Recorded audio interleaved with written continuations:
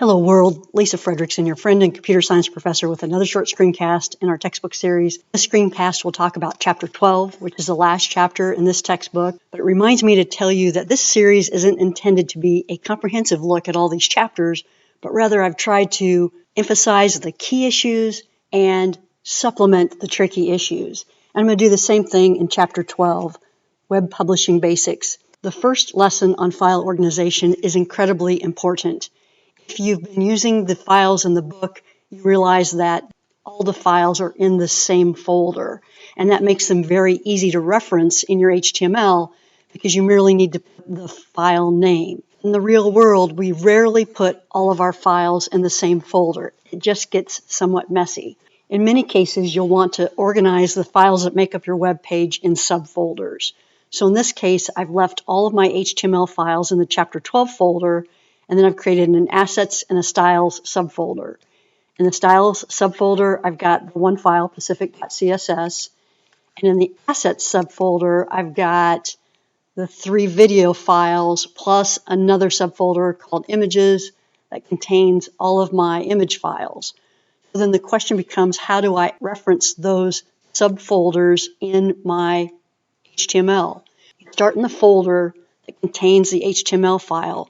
So for example, on index.html, if I look at index.html here in my code editor, to get to the pacific.css file, I've got to go into the Styles subfolder and then reference that file. Index, alerts, activities, and reservations are all in the same folder. I'm in the index.html file here, so those don't need any further reference. But when I get down to pacifictrailsresort.jpg, remember, it was in the Assets subfolder and then the Images subfolder of the Assets folder. So that would be the correct path to the JPG file. All these video files were just then in the Assets subfolder. So I would reference them as follows. So for the most part, people can follow this. If there's a subfolder that needs to be listed, followed by a slash, followed by the file name.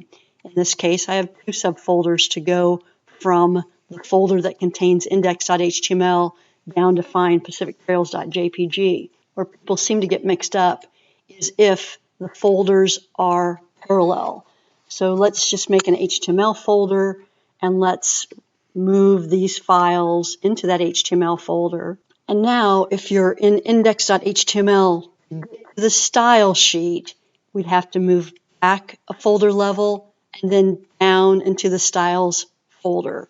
If my index file is now in an HTML folder inside of chapter 12, and I need to get to the styles folder, I'd have to do this, // The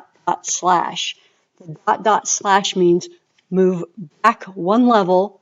So if I'm in the HTML folder, I'd move back into the chapter 12 folder and now down into styles. And I'd have to do that on all of these different references.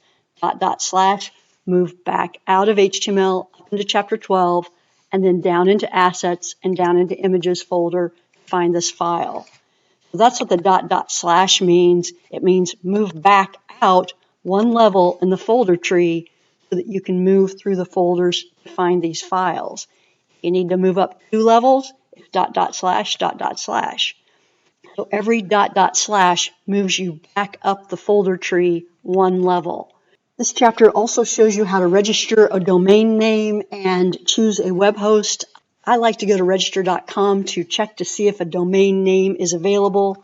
Let's see if Cookie Dough is available. It tells me that Cookie Dough is not available, and if I scroll down, it provides some suggestions for domain names that I might like. It shows me the different extensions that I can check or uncheck to find a domain name that I like to recommend that you purchase your domain name separate from your web hosting company, although you can often bundle the price of registering a domain name with your web server for about $50 a year for great storage, or there are many free sites if you only have a few pages and a little bit of traffic. W3 Schools now has W3 Spaces, which I'm using for hosting my web pages, or register.com also has web hosting, or another popular one with college students in particular is HostGator. I believe it still offers free small web sites for college students.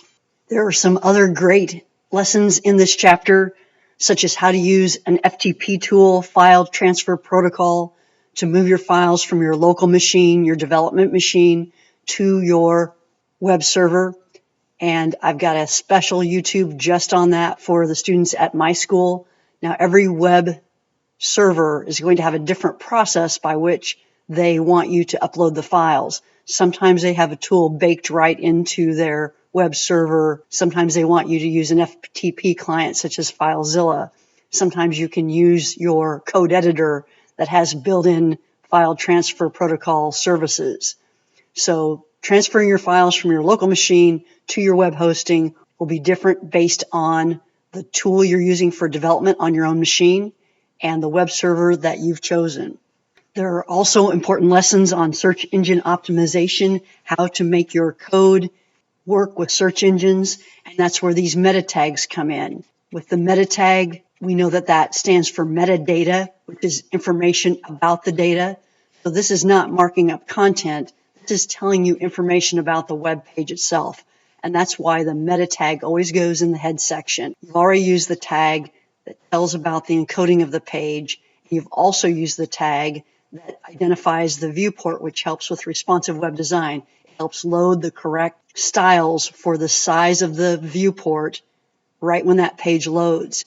In this chapter, you'll learn how to use this name and content attribute in different ways. And let me just take you to the W3 Schools page that describes the meta tag so that you can see some other examples. This one is often used for documentation to identify the author of the web page.